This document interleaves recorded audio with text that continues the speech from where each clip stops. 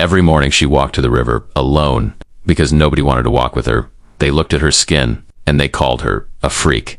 But on the day they pushed her, and her water fell to the ground, something happened. Something nobody expected. Stay until the end, because the girl they rejected became the one they all bowed to. In a small, beautiful village lived a young woman named Amara. She was kind. She was gentle. She worked hard every single day. But Amara was different. Her skin told a story. Brown in some places, white patches in others. She was born with it. And for as long as she could remember, people had stared, pointed, whispered. But at home, with Mama Rose, she was just Amara. Loved. Safe. Enough. Every morning, Amara walked to the river alone, carrying her clay pot on her head, humming softly to herself. It was the only time she felt peaceful, just her and the water.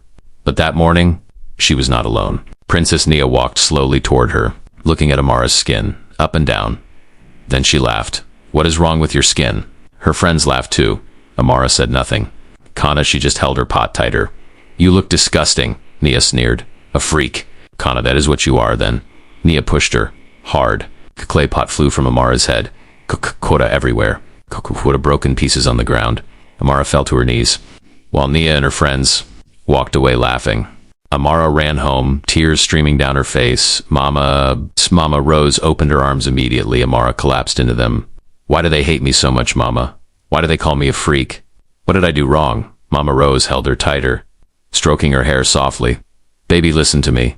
You are not a freak. You are not wrong. You are not broken. God painted you with two colors because one was not enough to hold your beauty." Amara wiped her tears, but the pain stayed. Days later, an announcement came to the village. Prince Zayn was hosting a grand celebration. Music, dancing, food. Everyone was invited. The whole village was excited. But Amara shook her head. "I am not going. They will only stare at me." But her friend Ada grabbed her hand. "You are coming, and you will be beautiful, because you already are."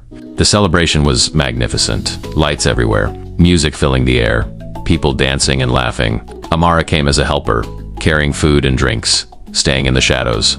Princess Nia arrived in her golden dress, surrounded by servants, sure that the prince would notice her. But Prince Zayn, he sat on his throne looking at the crowd, bored, until he saw her, Amara, moving quietly through the crowd, her skin catching the light, brown and white, like the moon and earth together. He had never seen anything so beautiful in his life. Prince Zayn stood up. His advisors looked confused. "Your Highness, Princess Nia is waiting, ... But the prince was already walking through the crowd, past the nobles, past the princesses, past everyone, until he reached Amara. She looked up, shocked.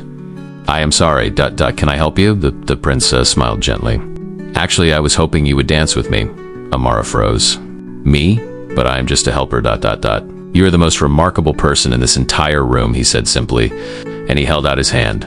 Princess Nia watched from across the room, her mouth open, her golden dress suddenly feeling very heavy. "That girl?" she whispered. "He chose her over me?" Her servants said nothing, because they had seen what she missed. The prince was not looking at skin, he was looking at something Nia could never buy. A soul. Nia stormed toward them. "Your Highness, do you know who this girl is? Look at her skin. She does not belong here. She is not worthy of you." The music stopped. Everyone turned. Amara looked down. Here it was again. The shame. The staring. The words that cut like knives. But Prince Zayn did not let go of her hand.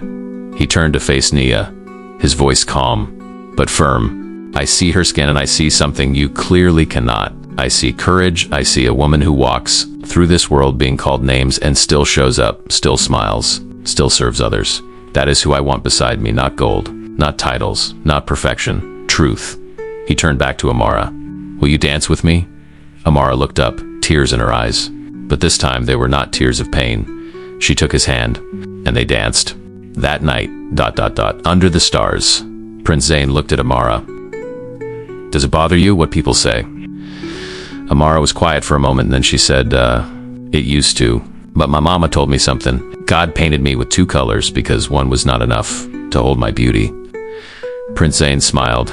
"Your mama is very wise." He looked at her skin. "Gently, I think you are the most beautiful person I've ever seen." Not in spite of your skin, because of it. Amara smiled. For the first time in a long time, she believed it too. They called her a freak, but God called her chosen. And sometimes the ones the world rejects are exactly who destiny selects. If this story touched your heart, give us a like. And subscribe for more powerful stories.